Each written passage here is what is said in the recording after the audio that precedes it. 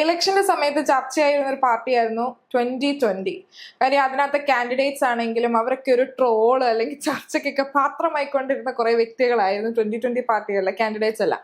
Election കഴിയുന്നു, 2020 നല്ല രീതിയിൽ പൊട്ടുന്നു.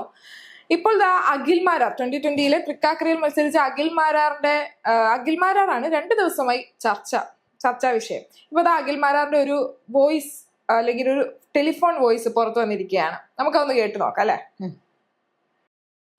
രാഷ്ട്രീയ പാർട്ടിയുടെ കൂടെ നമ്മൾ തുടരണമെങ്കിൽ കൃത്യമായ അക്കോമഡേഷൻ ഉണ്ടാവണം. ഇത് ഞാൻ വളരെ ഓപ്പണായിട്ട് പറയുന്നതാണ്. അതായത് അത് സാമ്പത്തികമായിട്ടാണെങ്കിലും അക്കോമഡേഷൻ, കാരണം നമ്മൾ ജീവിക്കണം. ഞാൻ ആ രീതിയിൽ ജീവിച്ചു വന്ന ഒരാളാണ്. അപ്പോൾ എൻ്റെ ലൈഫ് കൊണ്ടിട്ട് ഞാൻ കോൺഗ്രസ് എന്ന് പറയുമ്പോൾ നാഷണലിസ്റ്റ് പാർട്ടിയാണ്, BJP എന്ന് പറയുന്നത് നാഷണലിസ്റ്റ് പാർട്ടിയാണ്. ഇന്ത്യയിൽ എവിടെ ചെന്നാലും അതിൻ്റെ റെസ്പെക്റ്റും അതിൻ്റെ ഒരു വാല്യൂ നമുക്കുണ്ടാവും. ഇതിൽ നമുക്കതില്ല. പിന്നെ അതല്ല എന്നുണ്ടെന്നുണ്ടെങ്കിൽ ഏതെങ്കിലും ബോർഡോ സെൻട്രലിൻ്റെ ഏതെങ്കിലും ബോർഡോ കാര്യങ്ങളോ നമുക്ക് വേണ്ടി അത് ചോദിച്ചു വാങ്ങണം. കാരണം നഷ്ടങ്ങൾ മാത്രമേ ഉള്ളൂ. എടുത്ത തീരുമാനം യഥാർത്ഥത്തിൽ ഞാൻ പറഞ്ഞല്ലോ, ഒരിക്കൽ കൂടി ഞാൻ പറയുന്നു, ഈ തീരുമാനം എടുക്കാനുള്ള കാരണം കൊട്ടാരക്കര സീറ്റ് എന്നുള്ളത് മാത്രമായിരുന്നു. അപ്പോൾ ഇത് കേട്ട് രേഷ്മയ്ക്ക് എന്ത് തോന്നുന്നു?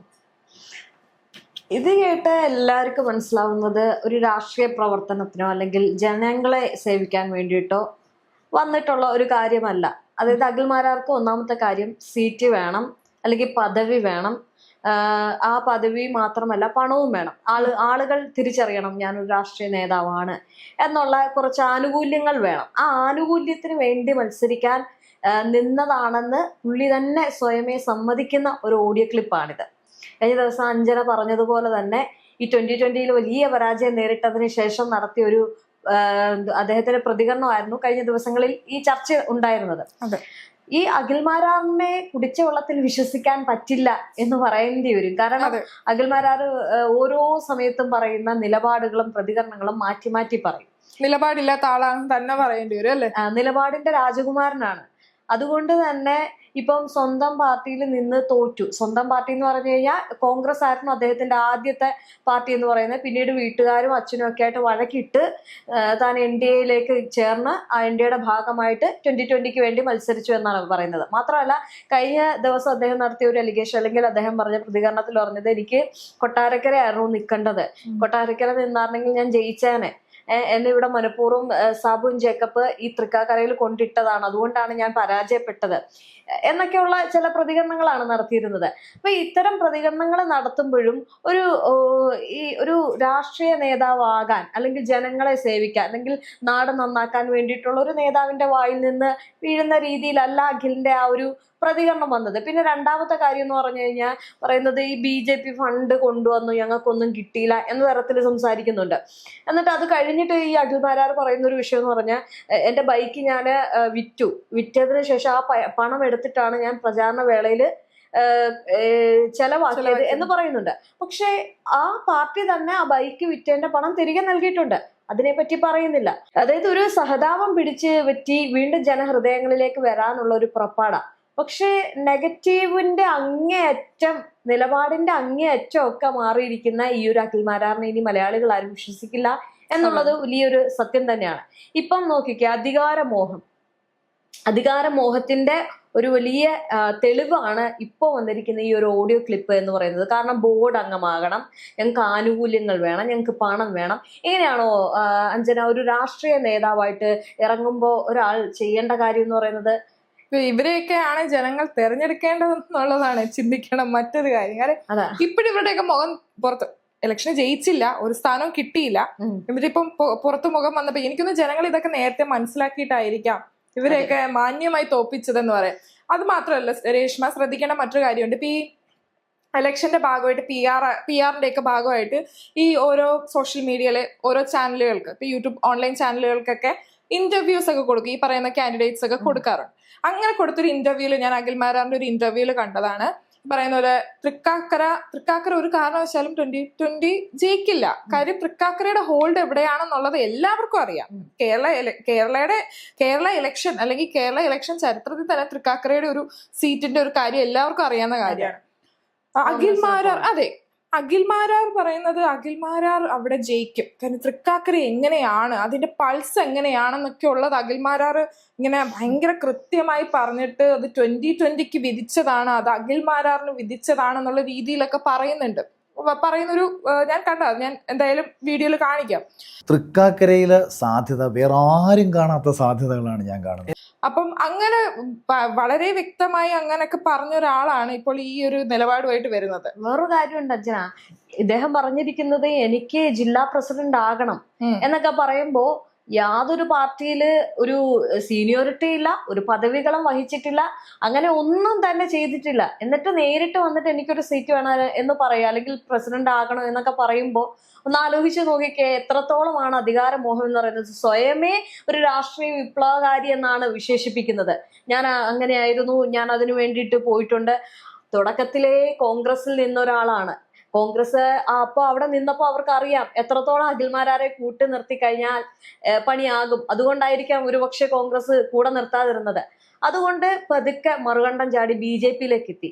അതായത് ഈ BJP-യുടെ എന്റെയും 2020 കൂടി സഖ്യം ചേർന്നിട്ട് ഉണ്ടാക്കിയിരുന്ന ആ ഒരു തെരഞ്ഞെടുപ്പ് വേളയിൽ ഈ പറയുന്ന അഖിൽമാരാർ വന്നു. അഖിൽമാരാർ വന്നപ്പോഴത്തേക്കും അഖിൽമാരാറിന്റെ മോഹം എന്ന് പറയുന്നത് അധികാരമോഹമാണ് എന്നത് കൃത്യമായിട്ട് എന്തായാലും തെളിഞ്ഞിട്ടുണ്ട്. രണ്ടാമത്തെ കാര്യം എന്ന് പറയുന്നത് പ്രശസ്തി വേണം, ആനുകൂല്യങ്ങൾ വേണം. പുള്ളി വിചാരിച്ച് എനിക്ക് തോന്നുന്നു കേരള രാഷ്ട്രീയം ബിഗ് ബോസ് ഹൗസ് ആക്കി മാറ്റിയതായിരിക്കും. ഒരിക്കലും ജനങ്ങൾ ഒരിക്കലും ഈ ബിഗ് ബോസ് തന്നെ എത്ര പേര് കാണുന്നുണ്ട്? ബിഗ് ബോസ് നല്ല പരിപാടിയാണോ അല്ലയോ, അല്ലെങ്കിൽ അത് കാണുന്നില്ലയോ എന്നുള്ളതല്ല.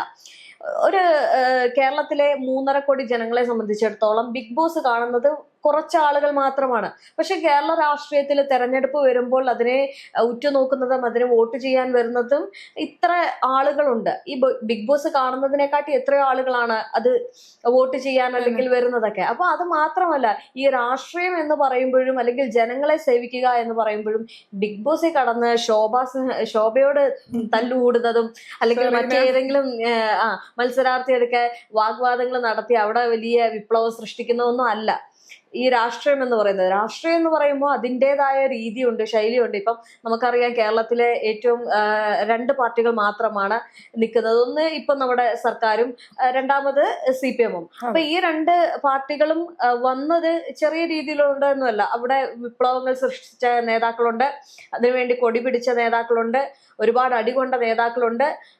ഇപ്പോഴും ജന്തർ മന്ദറിൽ ഈ പ്രശ്നം പ്രതിഷേധം നടന്നപ്പം ഒരു വിദ്യാർത്ഥിനി പോയില്ലേ, ആ വിദ്യാർത്ഥിനിയൊക്കെ അത്രയും കഷ്ടപ്പെട്ട് നീതിക്ക് വേണ്ടി, അവകാശങ്ങൾക്ക് വേണ്ടി സ്വന്തം പാർട്ടിക്കൊപ്പം നിന്നുകൊണ്ട് വന്ന ആളുകളാണ്.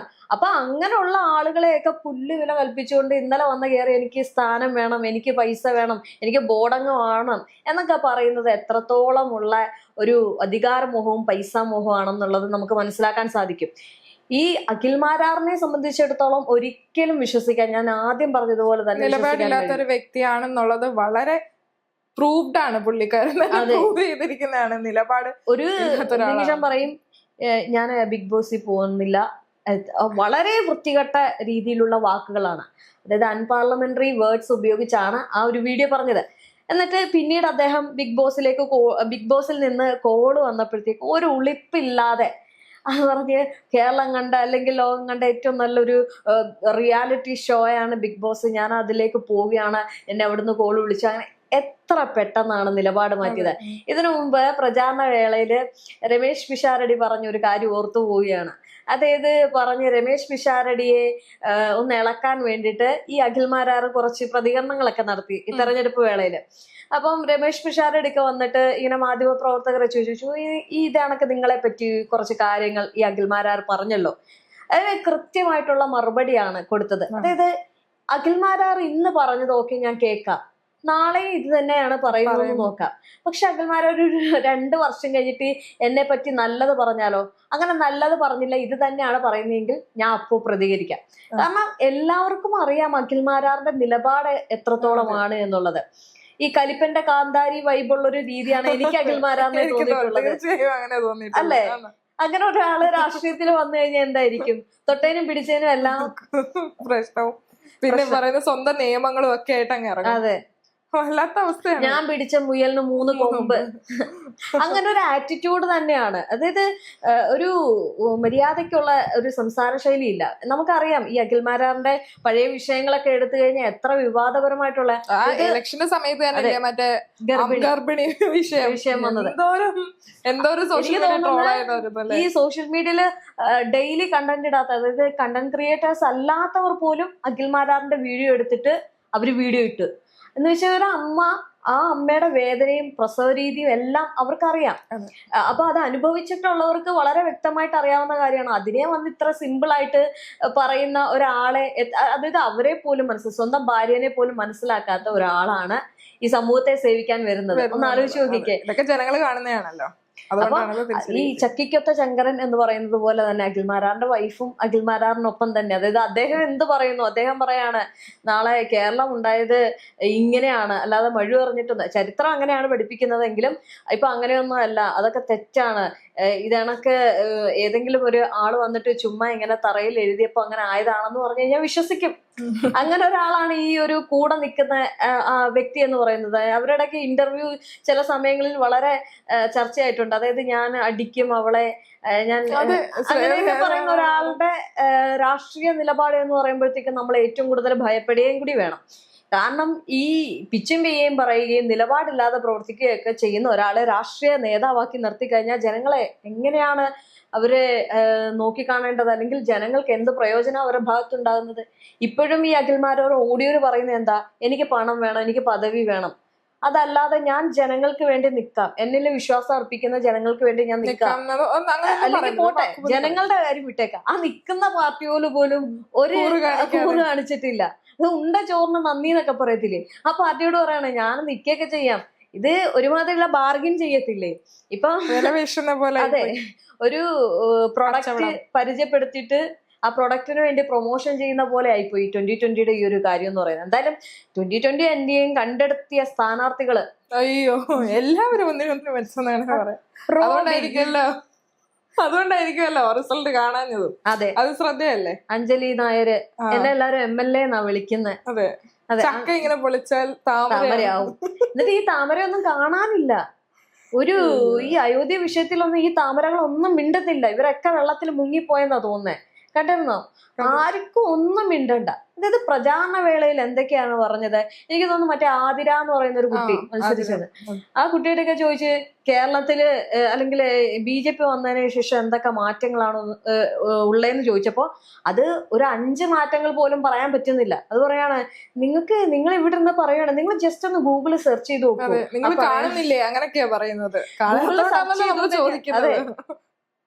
ഗൂഗിളിൽ സെർച്ച് ചെയ്ത് നോക്കി കഴിഞ്ഞാൽ കേരളം ഒഴികെ, കേരളം, കർണാടക, തമിഴ്നാട് ഒഴികെ മറ്റ് സംസ്ഥാനങ്ങൾ, BJP ഭരിക്കുന്ന സംസ്ഥാനങ്ങൾ എടുത്തു കഴിഞ്ഞാൽ ശിശുമരണ നിരക്ക്, അതുപോലെ തന്നെ സാക്ഷരത, വലിയ രീതിയിലുള്ള പ്രശ്നങ്ങൾ ഒരുപാട് ലിസ്റ്റ് ചെയ്ത് ഈ BJP ഭരിക്കുന്നിടത്തുനിന്ന് നമുക്ക് കിട്ടും. ഈ പറയുന്ന സംസ്ഥാനങ്ങളിലെല്ലാം ഈ സ്ത്രീകൾക്ക് ഇപ്പോഴും പുറത്തിറങ്ങി നടക്കാൻ പറ്റാത്ത അവസ്ഥയാണ്. അപ്പം ഈ പണ്ട് കാലത്തൊക്കെ പ്രതിഷേധങ്ങളൊക്കെ നടത്തിയപ്പോൾ പോലും ഇങ്ങനെ ഒരു നീക്കം ഉണ്ടായിരുന്നു അതായിട്ട് എനിക്ക് അറിയില്ല. എങ്കിലും ഇപ്പോ, അതായത് ഒരു നമ്മുടെ ഈ ഒരു കാലഘട്ടത്തില് പ്രതിഷേധങ്ങൾ ഉണ്ടാകുന്ന സമയത്ത് റിസൾട്ടും വരുന്നുണ്ട് എന്നുള്ളതാണ് അല്ലെ. നല്ല രീതി പ്രതിഷേധങ്ങളും സമരങ്ങളും ഒക്കെ നടക്കുന്നുണ്ട് ഈ ജനറേഷനിലാണെങ്കിൽ പോലും. ഇപ്പൊ നമുക്കറിയാമല്ലോ, നമ്മുടെ മുന്നിൽ നടന്ന സംഭവങ്ങൾക്ക് തന്നെ നമുക്കറിയാമല്ലോ. വേറൊരു കാര്യം കൂടി, ഞാൻ ഈ അഖിൽമാരാറിന്റെ നമ്മള് വ്യതിചലിച്ചു പോയെന്ന് തോന്നുന്നു, എന്നാലും ഞാൻ പറയാണ്, പബ്ലിസിറ്റി ഒരുപാട് ഇഷ്ടപ്പെടുന്ന ഒരാളാണെന്ന് എനിക്ക് തോന്നിയിട്ടുണ്ട്. കാര്യം ഒരു മൈക്ക് അല്ലെങ്കിൽ 5-6 മൈക്ക് കണ്ടു കഴിഞ്ഞാൽ അവിടെ വന്നിട്ടില്ല വിരലി പിടിച്ച വെളിച്ചപ്പാട് ദേഹത്തെന്തോ കയറിയത് പോലൊക്കെ കാണിക്കുന്നത്. അതാണ് എപ്പോഴും പബ്ലിസിറ്റി ഇഷ്ടം. എങ്ങനെയെങ്കിലും ഒന്ന് ഫെയിം ആവണം, പൈസ കിട്ടണം എന്നൊരൊറ്റ ചിന്ത അല്ലാതെ വേറൊന്നും രാഷ്ട്രീയ നേതാവാൻ ഒരു ക്വാളിറ്റിയും അഖിൽമാരാറിൽ ഞാൻ കാണുന്നില്ല. കാരണം രാഷ്ട്രീയ നേതാവ് എന്നൊക്കെ പറയുമ്പോൾ ഒരു അഴിമതി നടത്തി അത് സമ്മതിക്കാനെങ്കിലും ഒന്ന് തയ്യാറാകണം. ഇപ്പൊ അഴിമതി നടത്തുന്നത് ഒരിക്കലും ന്യായീകരിക്കുകയല്ല. ഇപ്പോ അതിന് ഏറ്റവും വലിയ എക്സാമ്പിൾ പറയാം, അയോധ്യ വിഷയത്തിൽ അഴിമതി നടത്തി മിണ്ടാതിരിക്കുകയാണ് മോദി, അമിത്ഷായൊക്കെ. കാരണം അവര് ചെയ്ത കുറ്റം അവർക്ക് തന്നെ അറിയാം, ഞങ്ങളാണ് ചെയ്തത്, ഞങ്ങളുടെ ആളുകളാണ് ചെയ്തത് എന്നറിയാവുന്നതുകൊണ്ട് അവരെ മിണ്ടാതിരിക്കുക.